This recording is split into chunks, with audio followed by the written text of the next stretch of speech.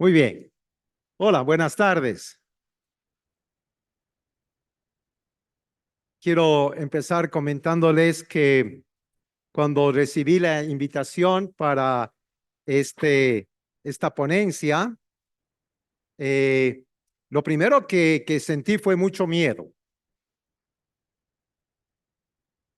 Así que creo que invitaron a la persona correcta, al miedoso. Y les explico por qué sentí miedo. Porque primero me dijeron que era una ponencia y yo entiendo que una ponencia es un espacio donde alguien va a hablar y después me doy cuenta que tengo 2 horas para la ponencia. Imagínense 2 horas en el horario más caliente, de 2:30 a 4:30. La intensidad del miedo fue subiendo cada vez más y más. Y ni qué decir cuando me enteré que hoy día hay partido de fútbol entre Colombia y Argentina.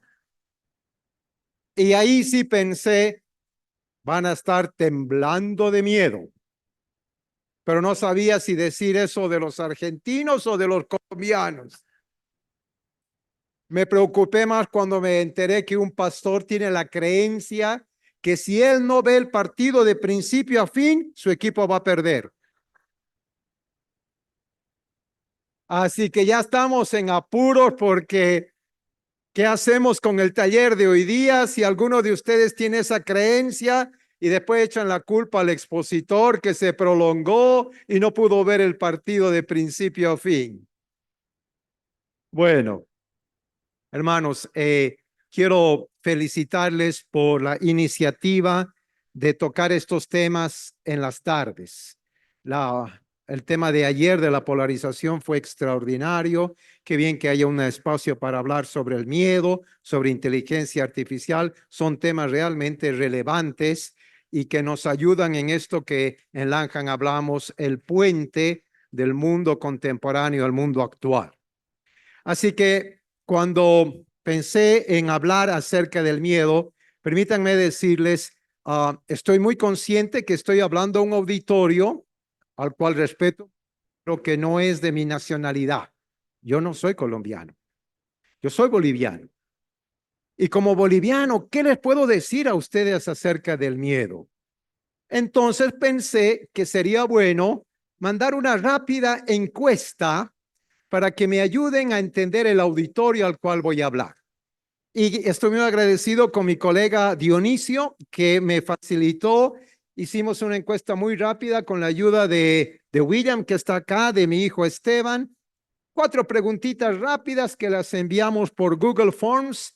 Respondieron entre el 26 y 29 de agosto y acá tengo los resultados que realmente nos ayudaron muchísimo a pensar en la realidad que ustedes están viviendo. Así que les voy a mostrar los resultados, pero antes de mostrar los resultados, esta fue las preguntas que hicimos, una encuesta a ciudadanos colombianos. La primera pregunta fue, por lo que has observado en tu ciudad, ¿qué es lo que está generando más miedo y ansiedad en la población en general? Esta fue la primera pregunta. Si se dan cuenta, es una pregunta muy amplia. Justamente está redactada de tal manera que quien conteste puede fácilmente pensar en la gente de la calle, un ciudadano común y corriente. No estaba dirigida a una población evangélica, no, un ciudadano colombiano de la calle. ¿Qué le genera más miedo? Y fue muy interesante, ya vamos a ver las respuestas. La segunda pregunta fue más personal y las respuestas fueron realmente muy dicientes. La pregunta fue, ¿qué es lo que actualmente te produce a ti más miedo y ansiedad? Así que formulé esas 2 preguntas y vamos a ir viendo los resultados. Al primer cuadro le vamos a llamar miedos sociales. ¿Qué es lo que a la gente de la calle le produce más miedo? Y ustedes van a ver que el grupo mayoritario dijo como un 55% que tienen miedo a la inseguridad ciudadana, que tienen temor de salir a la calle por los accidentes que se dan, que tienen temor a los atracos, a los problemas que se dan en la calle. Un segundo grupo muy alto es el que expresó que sus mayores temores están en relación a la economía nacional, a la crisis financiera que se está viviendo. Ustedes notan que esos son los dos grupos más altos. Una persona señaló que le quedó un resabio de la pandemia, tiene miedo a la muerte, tiene miedo a una nueva pandemia, y alguna persona mencionó asuntos espirituales o sentimentales. Pero muy notorio que en esta primera tabla estos dos miedos predominan. Miedos a la inseguridad, más del 55%, miedo a situaciones relacionados a la crisis económica. Estos dos suman 91%. Imagínense, 91% están reconociendo que los miedos sociales tienen que ver con inseguridad y con economía y la crisis. Déjenme que les lea algunas de las respuestas interesantes que dieron a esta pregunta. Por ejemplo, algunos dijeron, tengo miedo a los sicariatos de jóvenes. Otro dijo, tengo temor a las políticas del actual gobierno. Otra persona dijo, tengo temor a los mototaxis. Tengo temor a la delincuencia juvenil.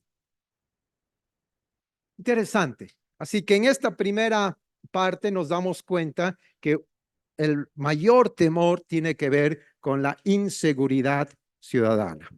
¿Qué sucede cuando analizamos los miedos personales? Esto fue ya mucho más cercano al corazón de cada cual. Y miren que los dos primeros son muy similares a la anterior tabla. Inseguridad ciudadana, el más alto. La economía y la crisis actual está en segundo lugar. Pero aquí hay un detalle interesante. El mismo porcentaje de gente que tiene temor a la economía, a la crisis, expresaron temores relacionados a temas espirituales. El mismo grupo, la misma cantidad de personas. Así que ustedes tal vez se están preguntando a qué se refieren con estos temas espirituales y con los temas de economía. Acá les leo algunas de las respuestas de la gente. Dice uno, tengo temor que no pueda proveer lo suficiente para mis hijos.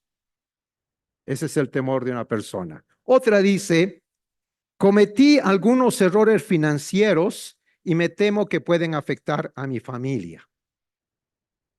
Otro dice, ¿y si me muero, qué va a hacer mi familia? Otro dijo, no tengo un trabajo fijo. Entonces se está revelando que para muchas personas sus preocupaciones con la economía no es necesariamente la política económica del gobierno, sino cómo manejo la economía familiar, especialmente si es un padre de familia, una mamá. Pero realmente me llamó mucho la atención en esta encuesta las respuestas que dieron a temas espirituales. Y recuerden que está en segundo lugar, que es la segunda preocupación mayor. Esto es lo que contestaron. Dice alguien, temo no estar conectado con Dios diariamente. Temo no hacer la voluntad de Dios. ¿Qué tal? Me parece muy sincero. Es un cristiano, es un pastor, es un líder, pero está expresando que su temor es, en otras palabras, ¿y si no hago mi devocional? ¿Y si no estoy cumpliendo con todas mis disciplinas espirituales? ¿Y no hago la voluntad de Dios? Otro dice, me preocupa el avance de las ideologías mundanas que parece que están venciendo a la iglesia. Temor a discursos ideológicos dominantes en nuestra sociedad. Otro dice, temo que las cosas que hago no funcionen bien y que yo no pueda crecer espiritualmente. Un temor a no dar la talla y a no poder crecer. Esta me llamó mucho la atención. Alguien dice, tengo llamado misionero, pero temo vivir en otro país y estar lejos de mi familia. ¿Y qué tal si mi familia tiene una crisis y yo estoy muy lejos? El temor de un candidato a la obra misionera. Otro dice, temo mi falta de visión. La verdad es que no sé a dónde Dios me está dirigiendo. Y después de la pandemia, no hemos podido crecer como iglesia. Wow. Temo a la falta de dirección espiritual. Esta otra, evidente de un padre de familia. Temo que mis hijos se aparten de Dios. Y esta última, temo que se presente una nueva pandemia y como pastor temo que mis ovejas se enfermen y yo no sepa qué hacer. Y después colocó esta persona, Dios no obra como yo quiero y cuando yo quiero. Ok, pregunto, ¿revela algo de la realidad colombiana esta encuesta? ¿Sí? Total. ¿Se identifican ustedes con algunas de estas respuestas? Sí. Ok. Ok, el tema de salud, dice la hermana por acá. ¿Con qué otro tema ustedes hacen eco y se identifican? Seguridad, ok. Seguridad ciudadana. La economía, la crisis que se vive. La violencia, exactamente, la violencia. El gobierno, preocupa las políticas del gobierno. Bueno, aquí quise mostrar una comparación de las dos tablas. Lo que sí es evidente es esos dos temas, ¿no? Inseguridad, economía, en ambos casos son sobresalientes. Pero ¿qué es lo interesante de la tabla de los miedos personales? Es justamente esta presencia de mala salud, ¿no? 6 personas de 50 dijeron que su temor tiene que ver con el área de salud. Y un alto porcentaje, estos temores que hemos mencionado, entre comillas, espirituales, que obviamente no están presentes en los miedos sociales, ¿no? A una persona de la calle no va a decir que tiene el temor de ir a la obra misionera, por ejemplo, ni sabe qué es eso. Pero entre nosotros surgen estos temores como padres de familia, que mi hijo tome una decisión con la cual no estoy de acuerdo, que no tenga la economía necesaria para enviar a mi hijo a la universidad, etcétera, son los temores que están fuertes entre nosotros. Ok, bueno, ¿les parece si hablamos un poquito con la persona que está a la derecha o a la izquierda? Y a la misma pregunta, ¿cuáles son tus miedos? ¿Con cuáles de estos miedos te identificas? ¿Ok? Hablamos 5 minutitos con la persona que está a tu derecha. Por favor, que todos hablen con alguien. Pueden ser dos parejas o tríos, no hay problema. Ok, qué lástima interrumpir esta apasionada conversación. No se preocupen que vamos a tener tiempo para que continúen conversando. Sí, vamos a tener tiempo, pero ahora quisiera escuchar un poquito. De pronto, ustedes han mencionado ahora en su conversación algún temor que no esté representado en esta tabla. Hablen a nombre propio, ¿no? Más que decir, mi compañero dijo y el compañero se siente incómodo. Mejor, si alguno de ustedes quiere mencionar algún miedo diferente a los que se han señalado acá. ¿Alguien pensó en un miedo distinto? Sí, adelante.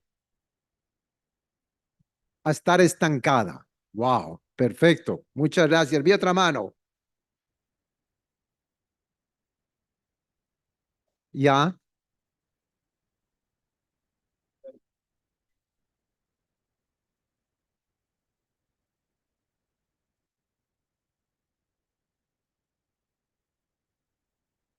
ok, cierto, cierto, cierto.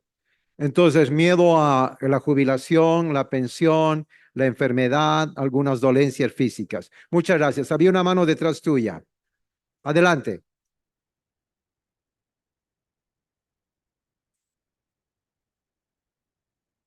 Excelente. Bueno, miedo partir de este mundo y no haber cumplido lo que esperábamos, lo que el Señor espera de nosotros. Muchísimas gracias. Vi por ahí, José Carlos.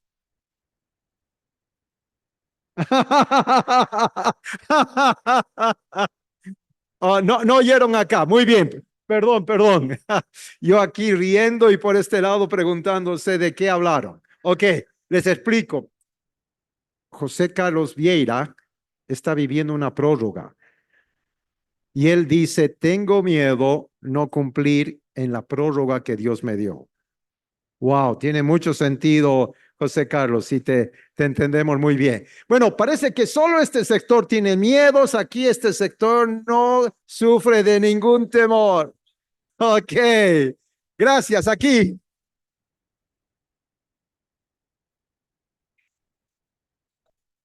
Oh, miedo al cambio climático.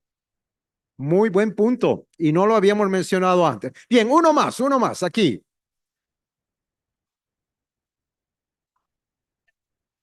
Oh, muy bien. Ya vamos preparando la cuarta ponencia que es sobre inteligencia artificial.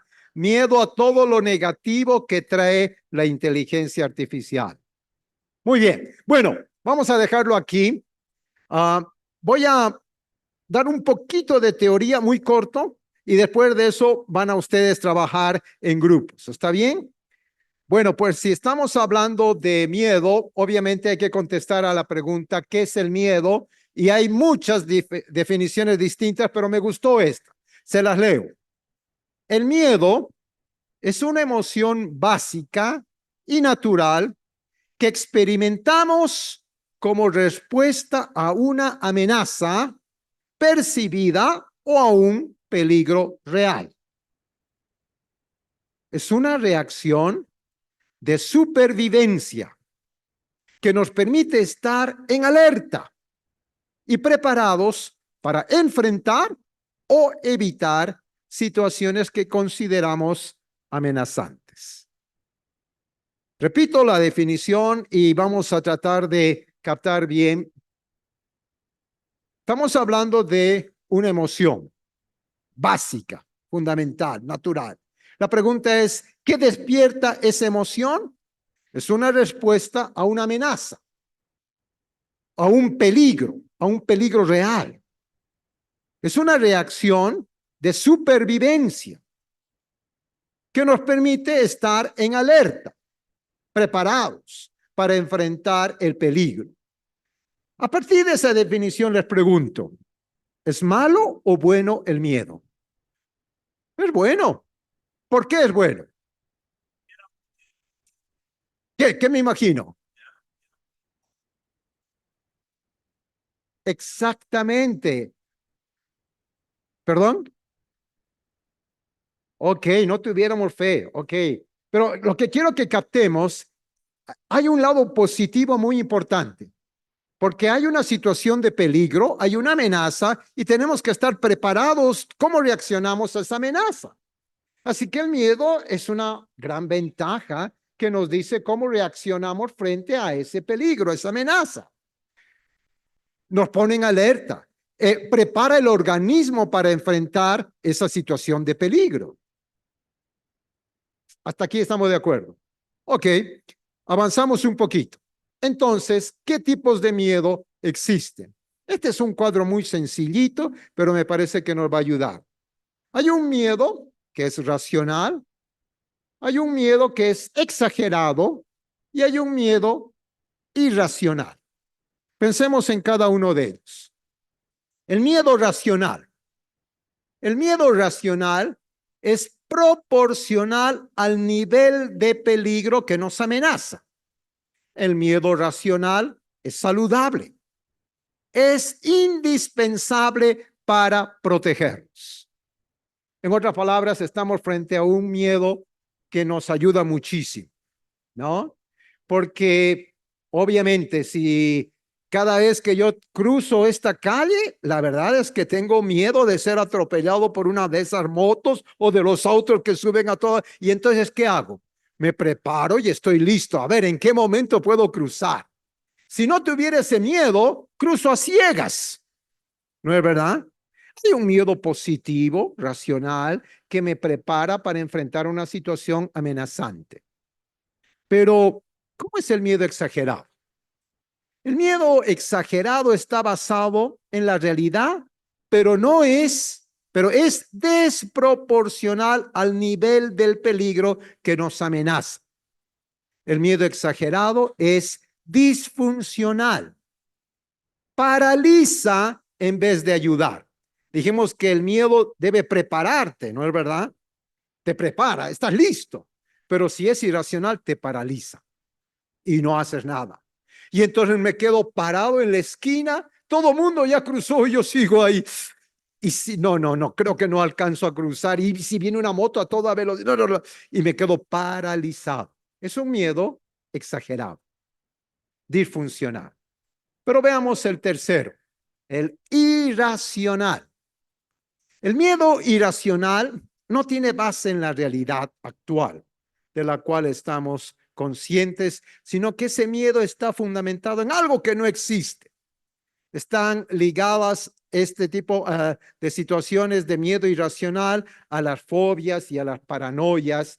Y los que han estudiado psicología, psicopatología, van a recordar, ¿no? Los trastornos de ansiedad generalizada, la fobia, etcétera, que tienen que ver con situaciones de ansiedad. Ya estamos hablando de un cuadro que necesita apoyo médico, psiquiátrico, psicológico, porque es irracional. No hay proporción entre la reacción y la situación. Y muchas veces es una situación creada.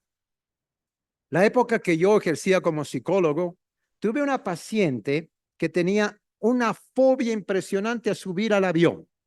Pero ¿saben qué es lo interesante? Antes de eso ella era azafata. Viajaba todo el tiempo en avión y nunca tuvo problema. De repente algo se desató y ella decía, no puedo creer cómo viajaba antes con tanta tranquilidad, ahora no puedo. El solo hecho de subir al avión me da una crisis de pánico.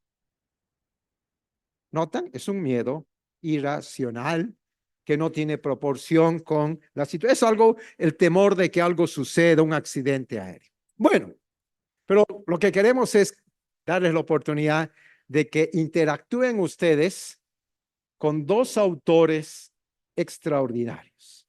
Vamos a leer un artículo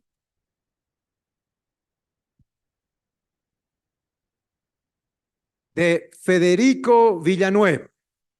El título de su libro es ¿Está bien no estar bien? Y uno de sus capítulos, ¿sabe qué titula? Está bien tener miedo. Está bien tener miedo. Así que vamos a invitar a Paul que nos dé una breve referencia sobre Rico Villanueva, porque obviamente los lectores quieren saber algo del autor que van a leer. Gracias. Rico is from the Philippines. Rico nació en las Filipinas. He works with Langham Literature. Él trabaja con el ministerio hermano nuestro, Langham Literatura. He is responsible for Langham Literature all over Asia. Y él es el coordinador de Langham Literatura en todo el continente de Asia. And he is famous all around the world for this book, It's Okay to Be Not Okay. Y se ha hecho muy famoso en todo el mundo por este libro, ¿Está bien no estar bien? This has been translated in many, many languages. Ha sido traducido a muchos idiomas. And maybe Rico, more than anyone else, has put lament onto the agenda for discussion and worship. Y él, tal vez más que ningún otro autor, ha puesto el subgénero de salmos de lamento en la agenda para conversar y estudiar este tema. I actually hosted him in New Zealand just in June, 3 months ago. 3 meses atrás, en junio, lo recibimos en mi país, en Nueva Zelanda, He did some seminars on lament. y dio algunos seminarios sobre el tema de lamento. He calls himself the lament guy. Y se llamó a sí mismo el muchacho de los lamentos. But this time he brought his daughter with him. Y en esa ocasión él vino con su hija. Her name is Faye, Su nombre es Fe and she's a beautiful singer. y es una excelente cantante. And she composes laments based on the Wow. Psalms. Y ella compone canciones basadas en los salmos de lamento. So he teaches, and then she comes up and sings. Wow, qué lindo. Eh. Él enseña y después viene su hija y la hija canta. Canta sobre los salmos de lamento. It was amazing. Fue extraordinario. Gracias, Paul. Muchas gracias. Así que estamos entregándoles 2 lecturas. La primera es de Rico Villanueva. La segunda lectura es de Henry Nowen. Y quisiera pedir a Jorge que nos dé algunos datos introductorios sobre Henry Nowen.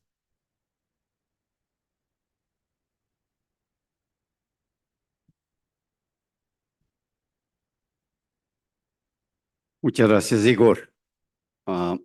Henry Nowen pasó ya a la presencia del Señor hace algunos años, pero los de mi generación, de los 50, 40, 50, aún 60, le consideramos a Henry Nowen nuestro director espiritual. Él nos guió a través de sus libros de trasfondo jesuita. Yo también me eduqué con los jesuitas, entonces estaba familiarizado y sigo familiarizado con la espiritualidad jesuita. El libro más renombrado de él, sin lugar a dudas, es El retorno del hijo pródigo. Igual, a la par que Federico Villanueva ha sido publicado en tantos idiomas, Henry Nowen no tendrá lista. Es decir, creo que cubre muchísimos idiomas en el mundo. Él, en este libro, El retorno del hijo pródigo, considera que la parábola está maltratada, porque no es el hijo pródigo, sino el padre pródigo. El pródigo es realmente el padre que prodigia, ¿no? Para el hijo. Yo diría, hoy en día la generación actual, especialmente la generación de liderazgo evangélico, muy poco le conoce, ¿no? Pero si tienen oportunidad de googlear o comprar en Amazon sus libros, casi todos están en español.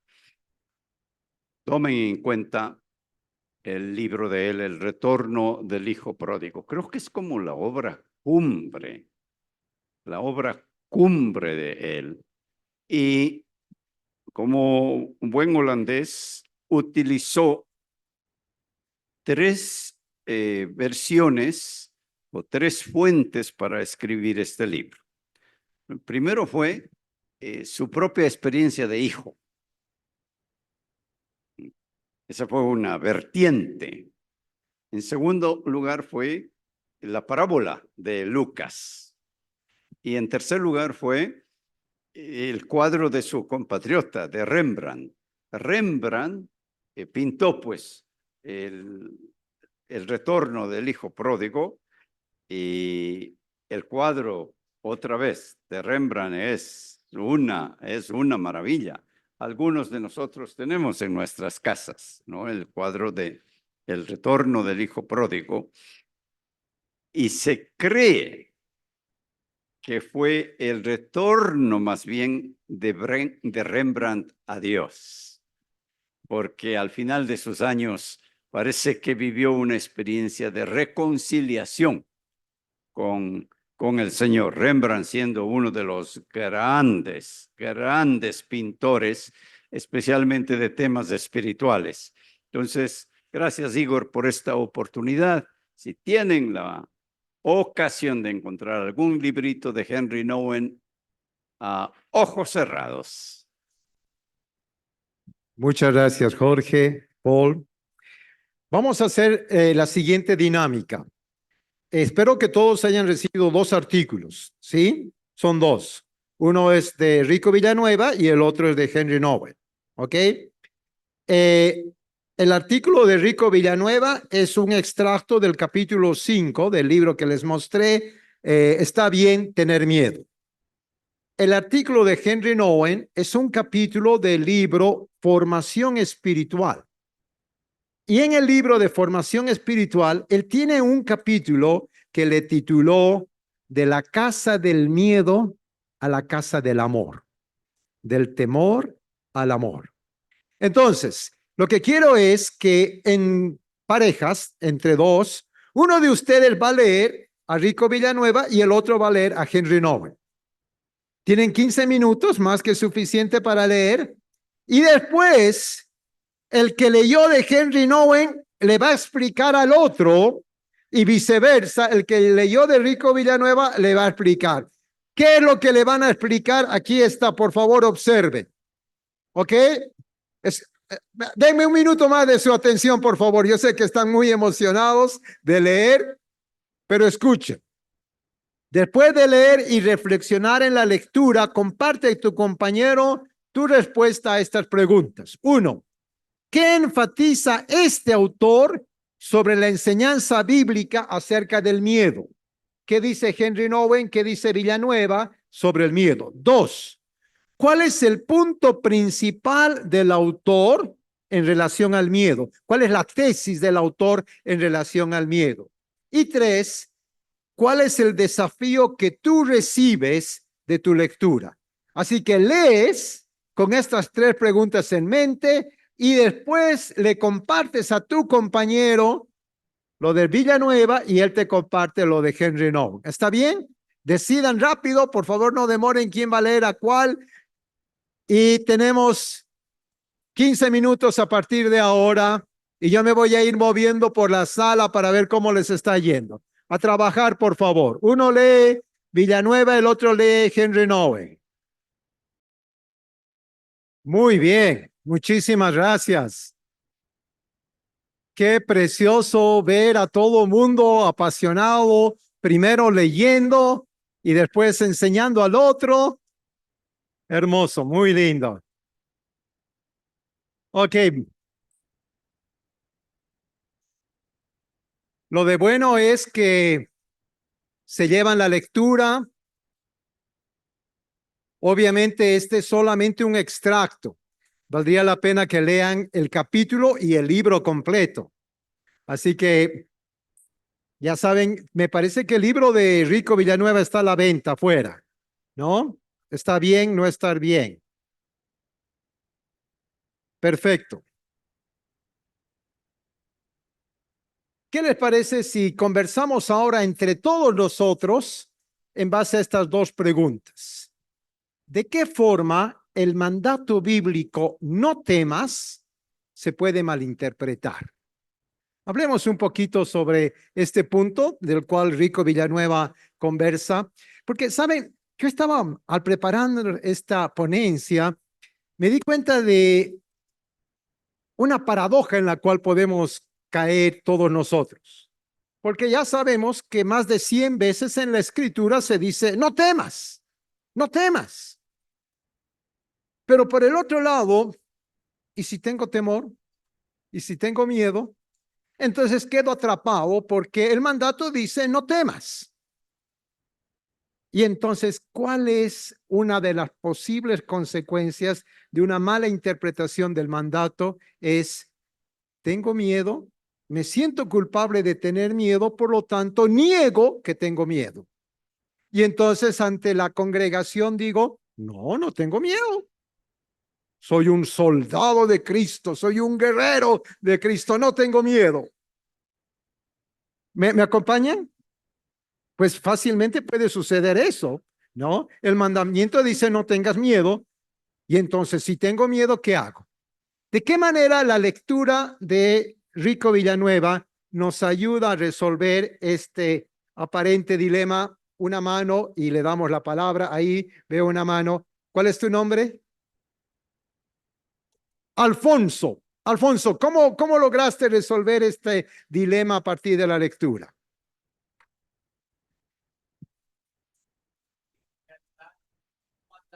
Podemos confundirlo con los mandamientos, sino que es más bien que Dios interviene en nuestra realidad en esos momentos de crisis y se puede interpretar más bien como yo estoy aquí, más que no temas, no es un mandamiento, es una palabra de ánimo, yo estoy aquí contigo. Muchísimas gracias, Alfonso. ¿Cuál sería otro mandamiento para darnos cuenta que es distinto a qué otro mandamiento, por ejemplo? Exacto.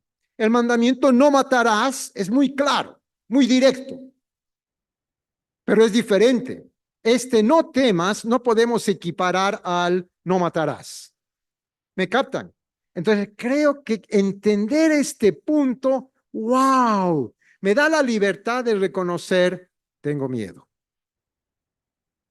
Pero por otro lado, hay una invitación preciosa del Señor que dice, pero no temas, yo estoy a tu lado.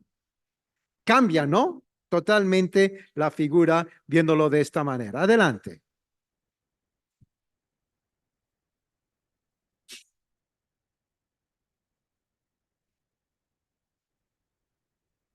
Ok. Órdenes, ¿cierto?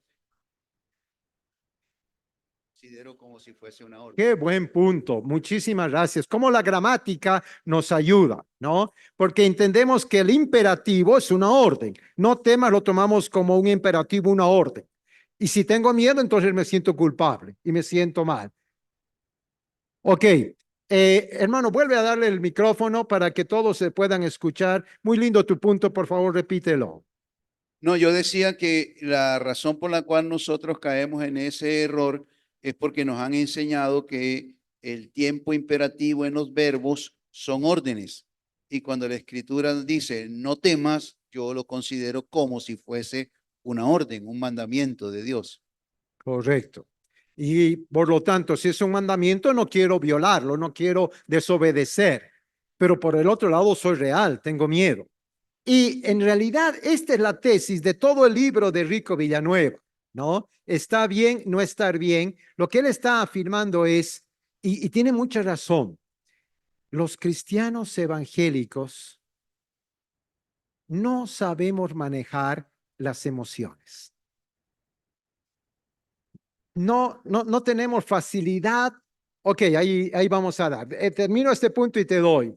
El punto, por ejemplo, de Rico Villanueva es que el género de los salmos de lamento los hemos ignorado porque de alguna manera se nos quedó la idea en la cabeza que eso de lamentarnos no es bíblico. Tenemos que ir siempre de triunfo en triunfo y de victoria en victoria. Y entonces, lamento, no. Bueno, él viene a decirnos, pero el lamento es una parte esencial de los libros de los salmos. 2/3 de los salmos son lamento. Wow, ¿qué hacemos entonces? ¿Ignoramos esto? ¿O por el otro lado reconocemos que es parte de nuestra humanidad? Muy bien, ahí atrás, adelante. Bueno, Federico me da a entender que el miedo es una emoción que está en todo el trayecto de nuestra vida, porque lo hace cuando eligió a Moisés, que tenía miedo, cuando le dice que él tenía miedo en dirigir el pueblo, y me hace pensar en identificar qué me causa miedo.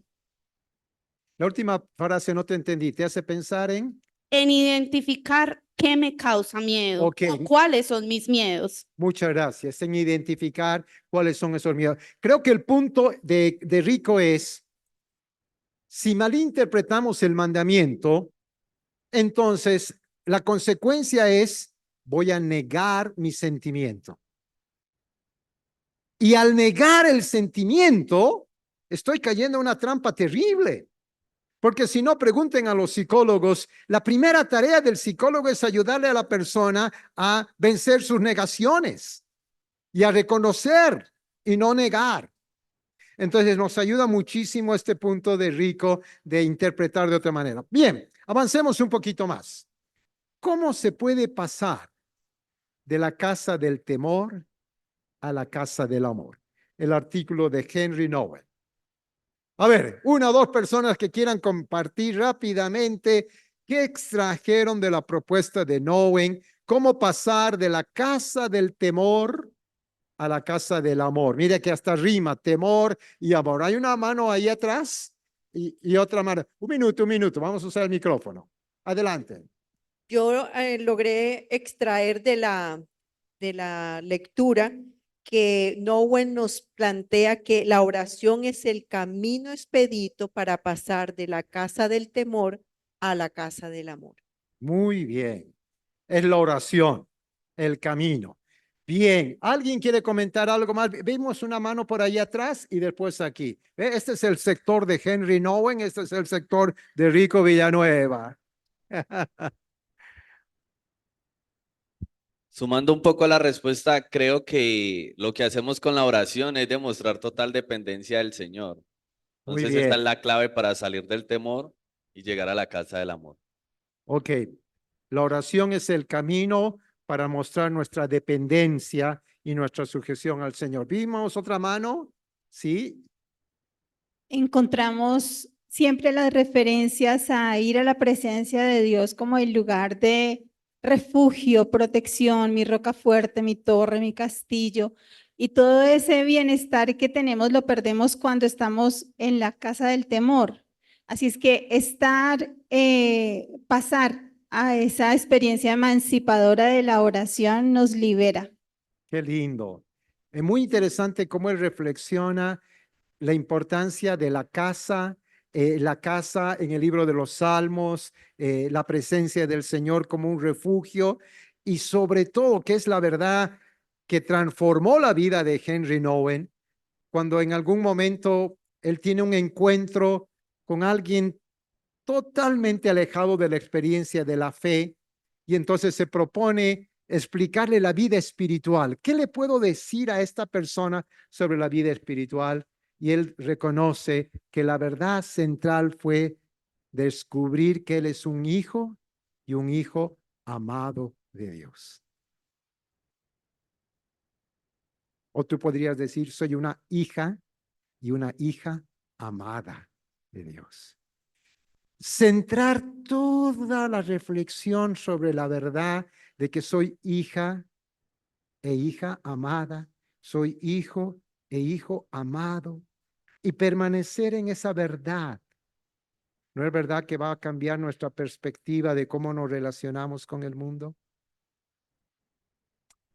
¿Cómo logramos hacer que esa verdad tan básica y esencial se encarne en nosotros y sea convicción profunda?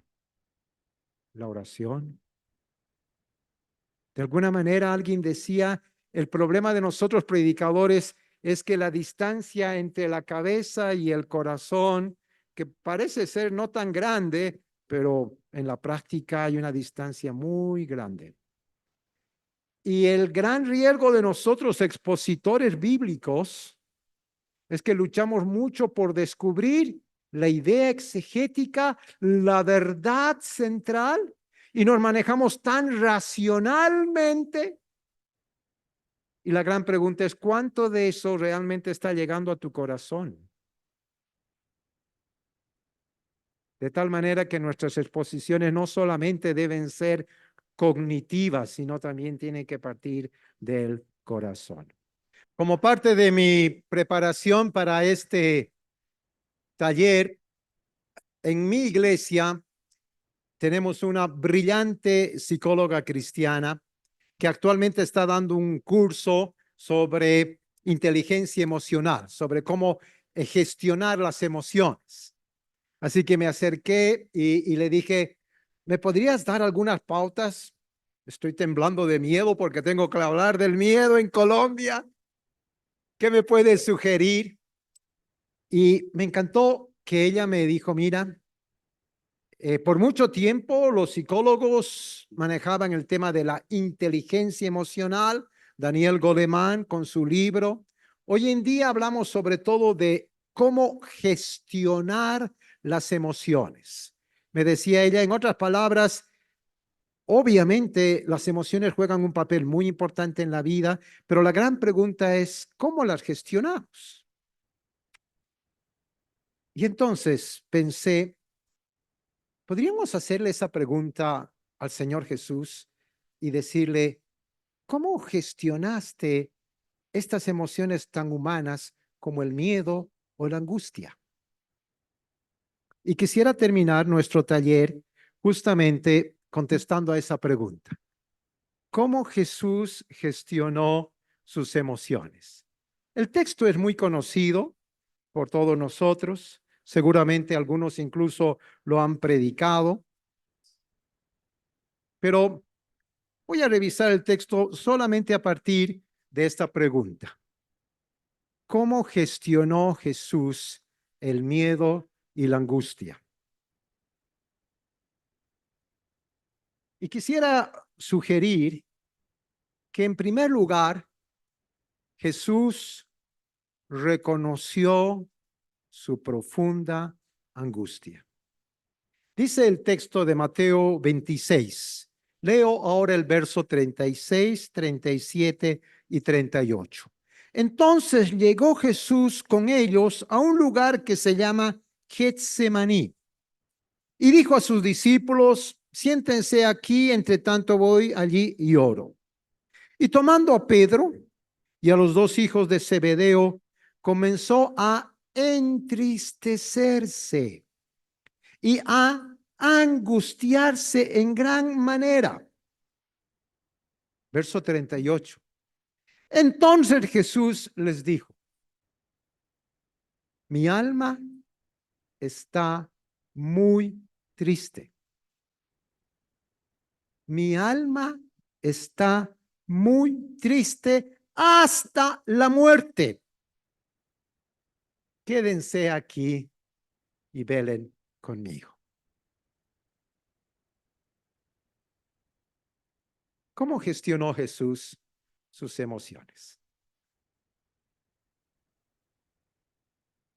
Es evidente que él reconoció, admitió, estoy triste, muy triste. Estoy tan triste que esta tristeza me lleva hasta la muerte. Me siento muy angustiado. Qué diferente al discurso que siempre escuchamos de victoria en victoria, de triunfo en triunfo. Aquí Jesús dice que está muy triste y triste hasta la muerte. No lo niega.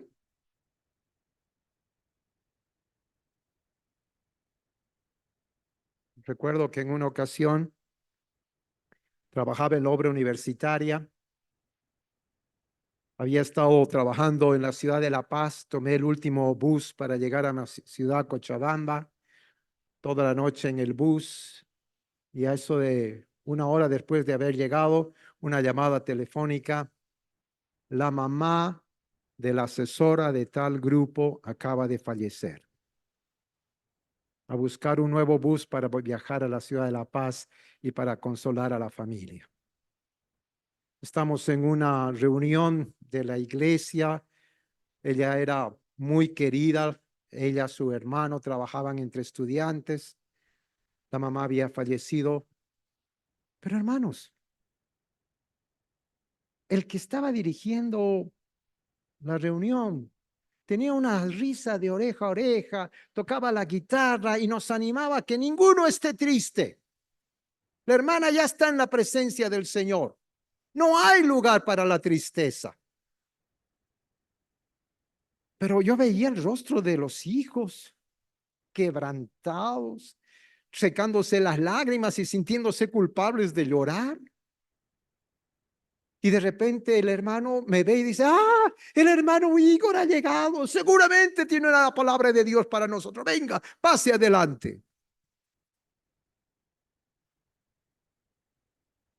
Y lo único que se me vino ese momento mientras caminaba fue Jesús estaba con Marta, con María. El hermano había fallecido y el texto dice que Jesús lloró. Y entonces lo único que pude decir es, entiendo la emoción que embarga a los hijos y creo que lo más adecuado aquí es expresar nuestro lamento y llanto. Me abrazaron tan agradecidos de ese acto de empatía. ¿No les parece que muchas veces no nos permitimos ser humanos y expresar nuestra tristeza, nuestro dolor, nuestro miedo?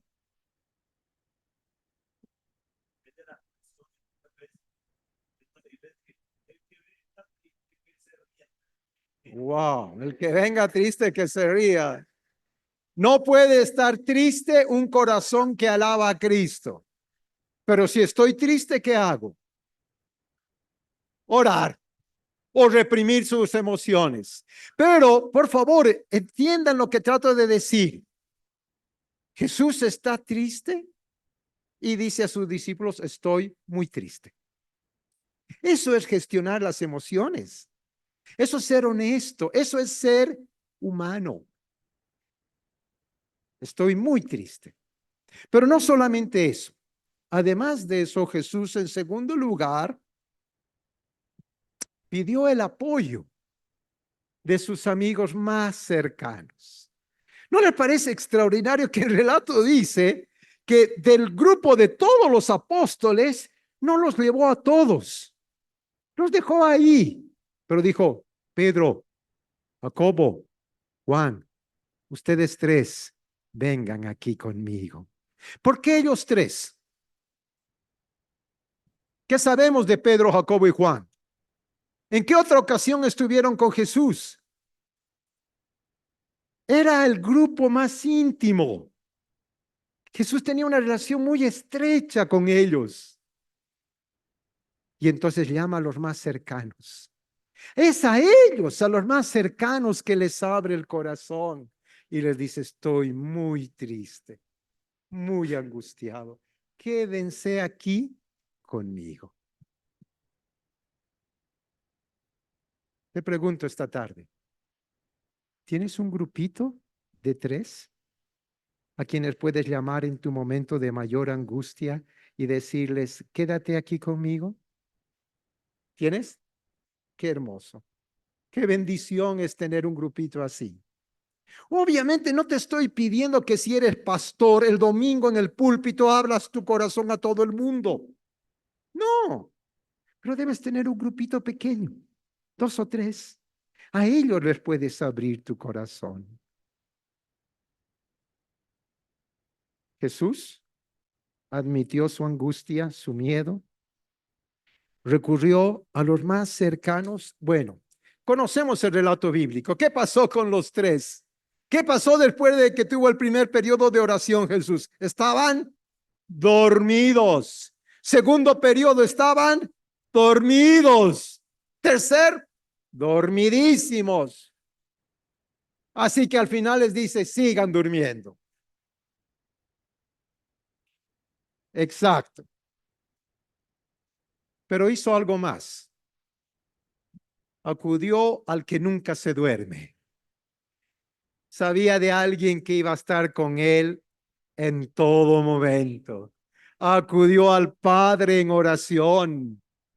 Dice el verso 38, yendo un poco más allá, se postró rostro en tierra y oró, Padre mío, si es posible, no me hagas beber este trago amargo. ¿Te has puesto a pensar cuál fue la reacción en el cielo cuando los ángeles escucharon esta oración? Jesús está diciendo que no quiere beber el trago amargo. Se encendieron las alarmas en el cielo.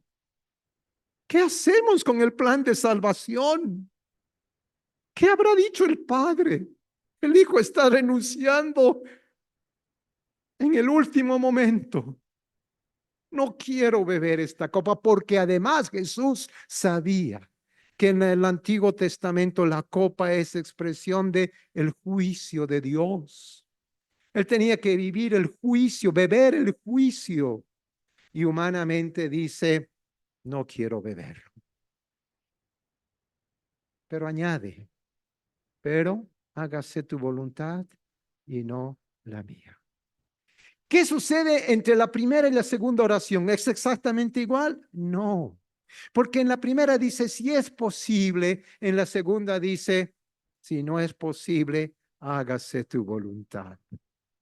¿Qué pasó entre un primer y segundo periodo de oración? Parece que entendió perfectamente que no había otro camino, que él beba el trago amargo. ¿Cómo termina el relato?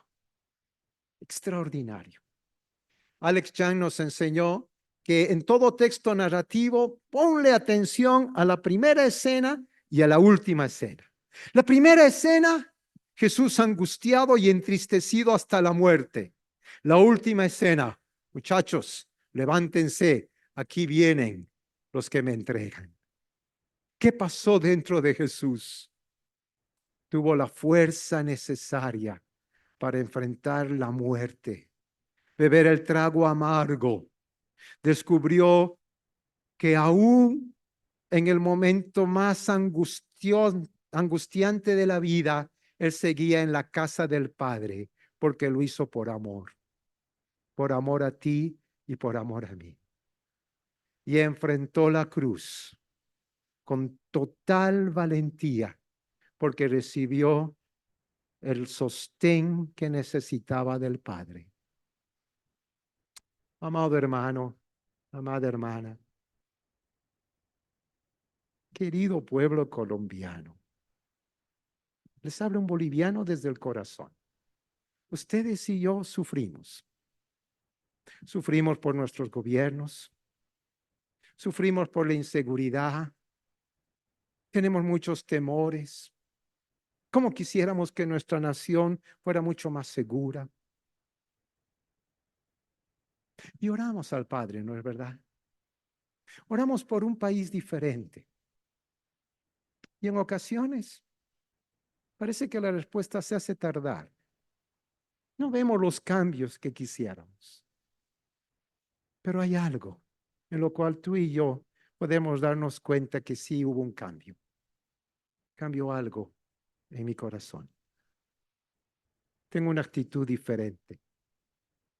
Las amenazas ya no amenazan tanto, porque descubrí que soy amado y estoy en el regazo del Padre que me abraza y me da la fuerza necesaria para seguir adelante.